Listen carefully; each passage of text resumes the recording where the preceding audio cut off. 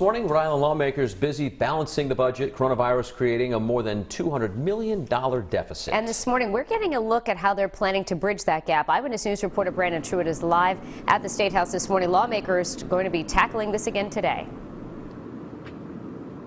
Right, and they have exactly 2 weeks to fill the deficit that has been created by this pandemic. Tonight, the House and Senate Finance Committees are going to be meeting to go over a plan that was unveiled yesterday. That plan could be the solution ultimately to help them fill this gap. Right now, the state needs to increase its budget from $10 billion to $11.8 billion. That's an increase of nearly $2 billion. Now, one lawmaker tells us that $1.4 billion of that is for unemployment insurance claims alone. Some of that is going to be covered by federal funding. The state is seeing a $280 million reduction in revenue, and lawmakers plan to use more than $120 million from the rainy day fund, and that will leave just about $80 million in that account. One lawmaker on the Senate Finance Committee tells us that the revenue reduction is a visual result of the economic shutdown.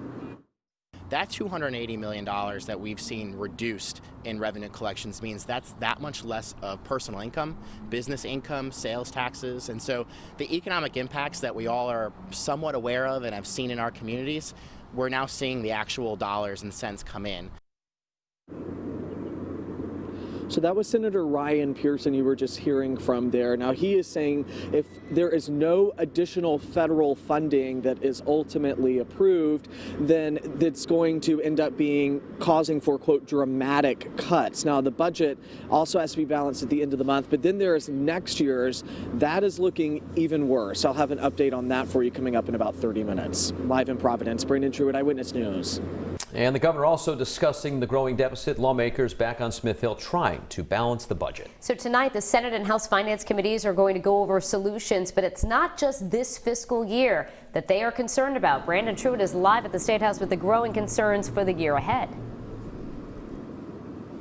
Hey guys, good morning. Last half hour we talked about the immediate plans to fill the deficit that has to be done in the matter of 2 weeks or so. There are solutions in place and they could be voted on by the end of the week. From there, it's on to the next year, and lawmakers are warning us that that picture is not pretty. Right now, it is estimated that the state could be at a $600 million shortfall for the 2020-2021 fiscal year. To put that into perspective, that's roughly 3 times the deficit they're trying to fill now.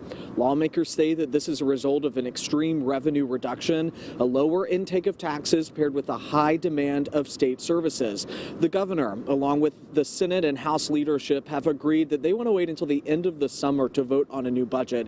They're hoping for another round of federal relief. But one lawmaker in the Senate Finance Committee is telling us that if that federal relief does not happen, cuts will have to be made, potentially to healthcare, education, and jobs are on the line for state employees.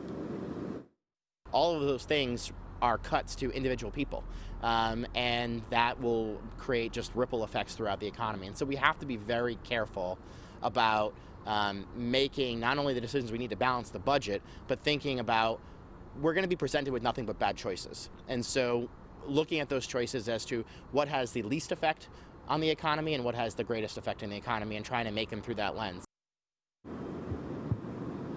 So as for today, the House and Senate Finance Committees, they are meeting later this afternoon. And then we have put an entire budget breakdown for you. It's easy to understand. It's found on our homepage at WPRI.com. Live in Providence, Brandon Truitt, Eyewitness News.